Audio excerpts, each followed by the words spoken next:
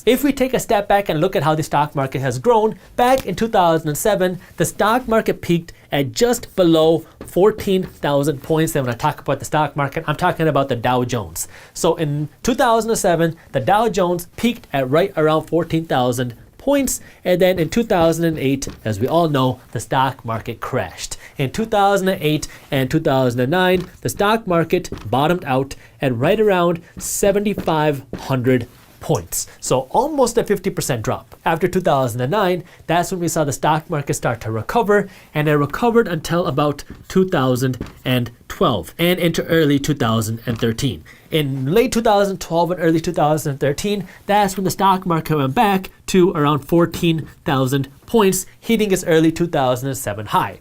Now, from 2013 until 2019, the stock market just kept going up from 14,000 points to much higher because the economy kept growing and the stock market naturally kept going with it. Then in 2019, things became very interesting because in 2019, the economy started to slow down and the stock market was kind of getting a little worried because people were saying that if the economy is slowing down, then the stock market's going to come down. So that's when people started talking about a potential stock market crash. But that's when in 2019, interest rates were cut. So typically, interest rates are only cut when you're in a recession because lower interest rates stimulate the economy because now it's cheaper for people to go out and borrow money. And when it's cheaper for people to go out and borrow money, you're more likely to buy a home, you're more likely to spend money, and businesses can borrow money for cheaper and then they can invest this money into their business. So interest rates were cut in 2019, not during a recession though, but in a very growing economy. If you remember, back in 2019,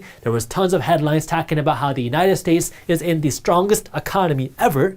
And in the strongest economy ever, we were cutting interest rates, which is something you typically do when you're in a recession.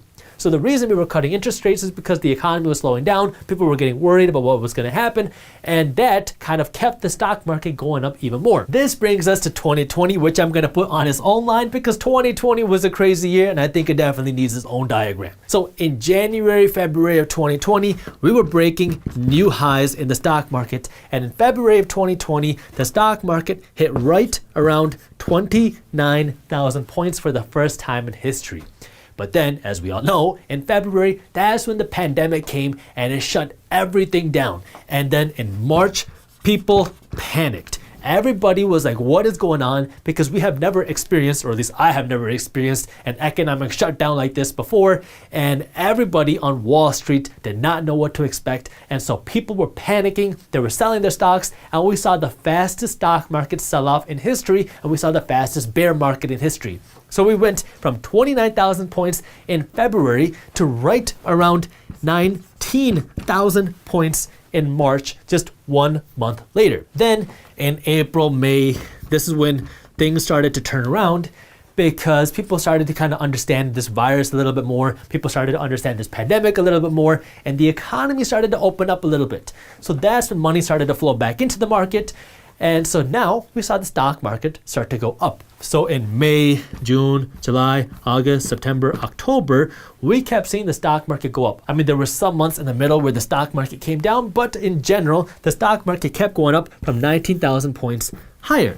Then going into November and December, so this is towards the end of 2020. I'm going to talk about 2021 in just a second. So we'll talk about end 2020. What we saw happen is the stock market reached new highs. So in December, we saw the stock market break 29,000 and hit 30,000 points for the first time in history in December of 2020. So February, we broke a new high. March, we saw the fastest stock market sell-off in history. Then in March to December of 2020, we saw one of the fastest stock market rallies in history where we broke a new high. Some of the things that contributed to that were low interest rates. Remember how we talked about how interest rates were cut in 2019? Well, in March, interest rates were also cut again. We saw interest rates go to the lowest levels ever. That's why you hear people talking about these low mortgage rates, because we have never seen interest rates this low. So we saw interest rates get slashed to insanely low levels in March, And we also saw a lot of stimulus happen. So we saw people getting stimulus checks, we saw businesses getting bailed out, and we also saw a bailout in the stock market because for the first time in history, the Federal Reserve Bank started buying corporate bond ETFs. The Federal Reserve Bank kept pumping money into the market.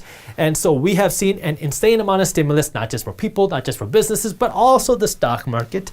And so this kind of pushed the stock market up to brand new highs, which is why towards the end of 2020, we saw the stock market break 30,000 points. And now the question is, what is next in 2021? The first thing we can look at is the money supply or cash that's going into the stock market, because on a very basic level, at the end of the day, the stock market and stock prices are determined by supply and demand. If you have a ton of people that own stocks, but nobody that wants to buy a stock, if these people try to sell the stock, well, nobody's going to be buying it. And so now the people who are selling stocks are going to have to cut their prices, and that's going to push stock prices lower because nobody wants to buy a stock. That's what happened in March because everybody was worried about our economy. Everybody thought the economy was going to collapse, so nobody was buying stocks, and so the stock market collapsed. So if you have no buyers and a lot of people who are selling, this makes stock prices go down. But if you have a ton of people that want to buy stocks and not a lot of people that are selling, this pushes stock prices higher. So you have to look at the kind of money supply that's going into the market and how much money is going out of the market to really kind of understand what's going on. Well, in this early time, March, April, May, June, what we saw happen was during this time, we saw a ton of money sitting on the sidelines. So during this time, we had a ton of money leave the stock market, and we saw some of the biggest piles of cash held by investors in cash, not in the stock market. So if your money is in cash, not in the stock market, that means you have less money going into the stock market. During this time, we saw a lot of retail traders, so people who are trading off of Robinhood and Webull and apps like that. We saw a lot of retail traders go into the market, but we saw a lot of bigger investors who have a lot of cash pulling their money out. And so during this time, people were scared and there was not a lot of money in the market. But towards the end of 2020, we saw the complete opposite happen. We saw now, towards the end of 2020, a record influx of cash into the market, and now we actually have less money sitting on the sidelines in the end of 21 than we did before this whole pandemic started. So during this March, April, May time, we saw a record amount of cash leave the stock market and sit on the sidelines. Now towards the end of 2020, October, November, December, we saw a record amount of cash enter the market, where now there's less cash sitting on the sidelines towards the end of 2020 than there was before this whole pandemic even started. If you enjoyed this short clip from my longer videos, here's another clip that I think you'll love. And while you're at it, if you're interested in learning more about how to start generating passive income, our team put together an amazing guide that goes over what passive income is, how to start generating passive income, and different passive income strategies. All you gotta do is click that button right over there. Thank you for watching, and as always, keep hustling.